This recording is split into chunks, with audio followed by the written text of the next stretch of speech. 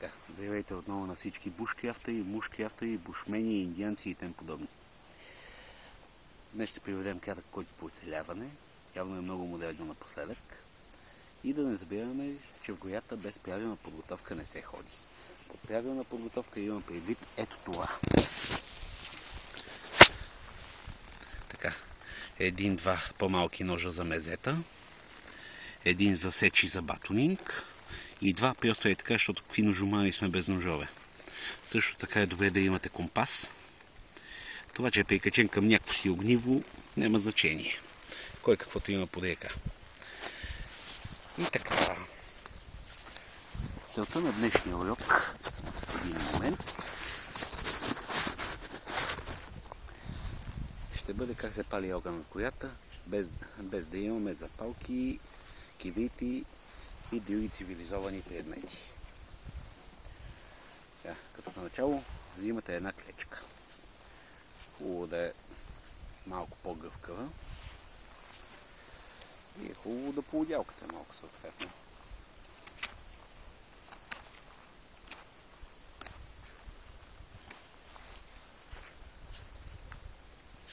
Прави се едно каналче, където да се хване връвта.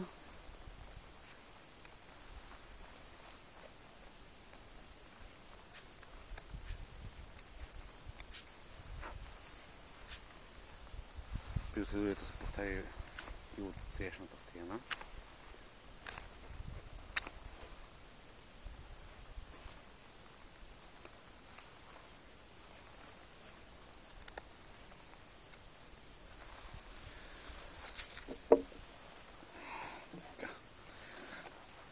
След което ще ви трябва някаква връзка, но не каква да е връзка.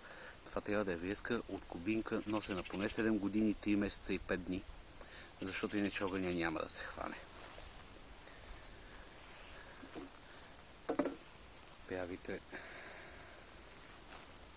по един клуб от всяка страна и закачвате на клечката, докато се получи нещо като лък.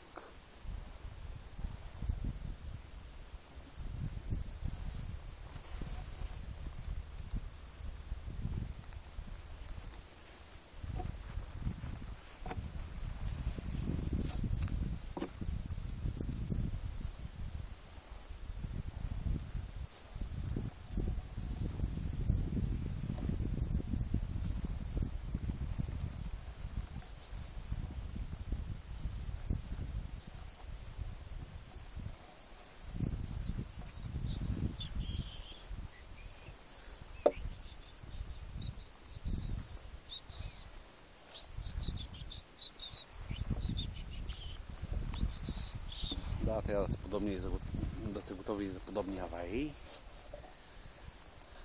Така, го закачваме тук, ще го закачим. Ето така. След като лъкът вече е готов, отиваме и намираме бяла клечка.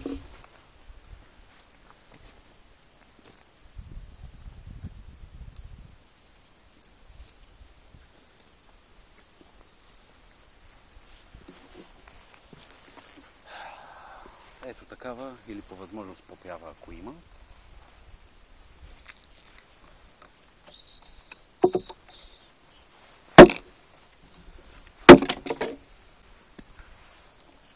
Ето така. Готова е.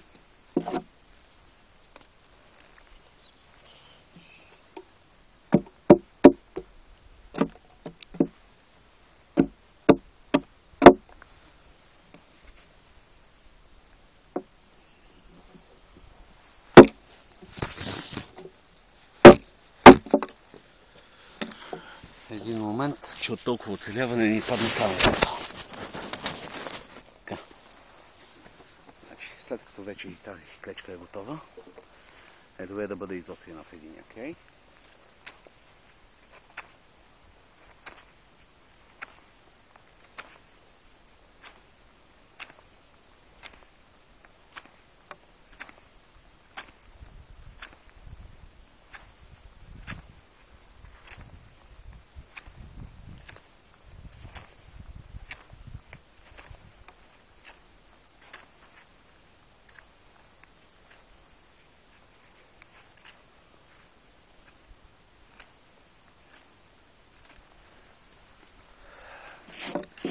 Това се прави с цел да мога, как се казва в наше село, да се върти като шугало. Ето така. Не е баш пумпала, ама ще свърши работа. Понеже е доста тежка и питкава работа. Е добре да си намерите някаква занимавка, докато успеете да я спалите огъня. Истински, както се казваше в изказванията на един от видните командоси, запалките са да си палиш цигарите. Истинският бушмен не пали с запалка. И така.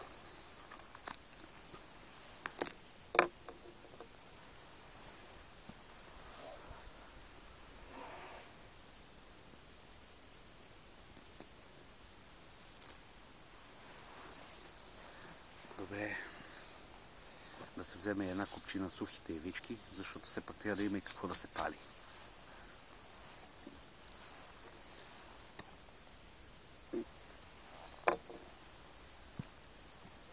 След което взимате готовия вече лък.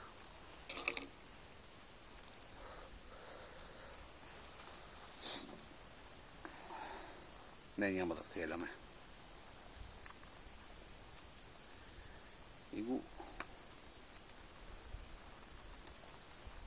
омотавате около подосената клечка. Ето така.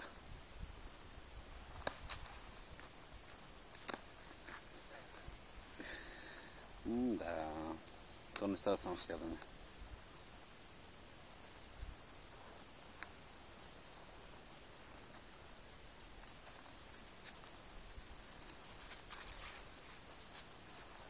Се получи нещо такова.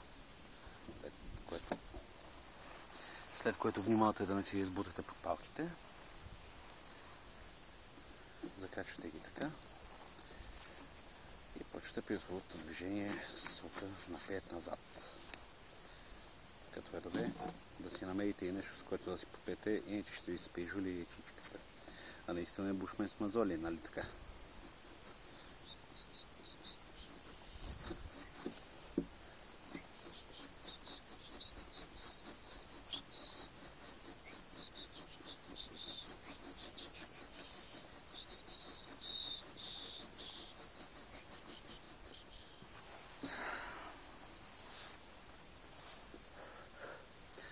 След известно тънкане и двата и мазола, обикновено се стига до магическото заклинание сега ти е бах майката. Захвърляте лъка и клечката и си палите огъня с необикновена запалка. Приятно ви оцеляване!